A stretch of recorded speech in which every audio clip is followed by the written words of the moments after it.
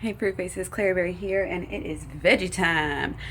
I am doing some nori rolls. These are raw. I've never done raw nori rolls, but thank you Tanny Raw for inspiring me on these.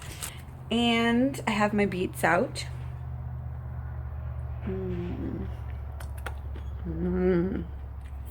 Yum.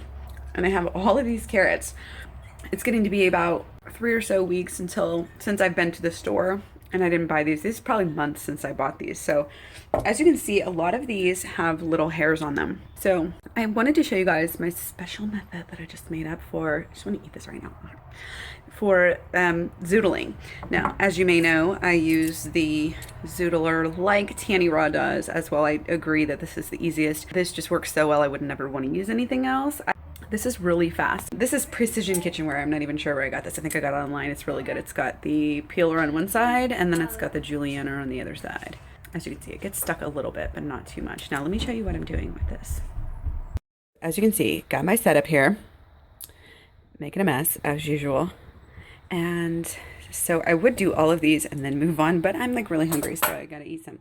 So after I shaved the carrots a little bit down, I have it set up like this. In the sink is a plate, obviously with a bowl, and that is where I'm depositing these. So as you can see, as I'm working, I'm holding with one hand, you know, the tip of this, so my fingers are way out of the way. And then as soon as you can see, like, you'll get one side that, you know, you can just flip it. And then when I get down to where, you know, it's so little that I, you know, you can either make chips out of these in your dehydrator, or I'm just putting them in my blender. I'm going to chop them up a little bit later and make them part of my dressing. But I just want to show you this because it's so easy. I've never thought of this before. So you just, oh, that's the wrong side, but you just put it and then you just kind of, any extras can kind of go in there. And sometimes, let's use this one. Sometimes they just fall in there. Sometimes even if you get a bunch of them here up on your plate, you can just do this. And I never thought to do this until today, and it's just making the whole job go so much faster. So I thought I'd just share with you guys how easy and simple it is. Yay! Let me know what you think. Hey there, I also wanted to show you kind of what else is going to go into this dressing that I'm making.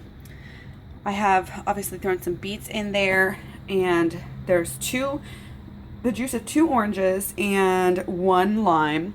I haven't added these. Like I said, I'm going to chop those up a little bit. And I'm also going to go ahead and chop up some of these, I don't know, scraps, I guess is what you would call these. We've got some zucchini noodles that I made just the other day, some slight discoloration, but it's going to be all blended up, so it's fine. And I'm also going to throw these celery leaves and kind of just the end bits of the celery in there. These are perfectly edible. Why put them to waste? Just go ahead and throw all of them in here as well, and I will chop them up before I do that because I have an old school type of blender. But I expect this to make a very interesting and very delicious dressing. Okay, actually there is no garlic and there is absolutely no spicy. Like these, so good, so much. I'm literally, who needs cooked food? How yummy does it look? Yes. Mmm. So flavorful. Unbelievable. And you know, again, this is just stuff that I had on hand, sitting around, about to go bad. That's the great thing about raw, whole, fresh foods is you can almost just throw anything together. You don't need a recipe.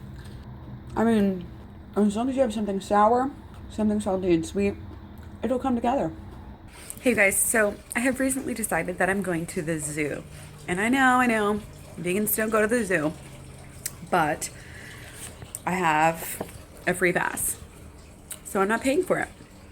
And I'm only going, this is like a serendipitous thing that I just got this the other day, and I happened to notice that my son Josh is going to the zoo with his school. And I haven't been able to do a lot of volunteering and hanging out with him at school over the years and throughout his whole entire elementary school career because I've been busy working. Usually I didn't have any time off. And now that I do, I want to kind of take advantage of this, especially since it's his last year in elementary school. I did actually go to the zoo. It was a very quick trip and I meant to do a video on it, but I just I never got around to it. I didn't have a lot of good footage or anything. I went with the summer job that I had. And it was, of course, very, very sad to see a lot of the animals there in such small enclosures, obviously not looking that happy.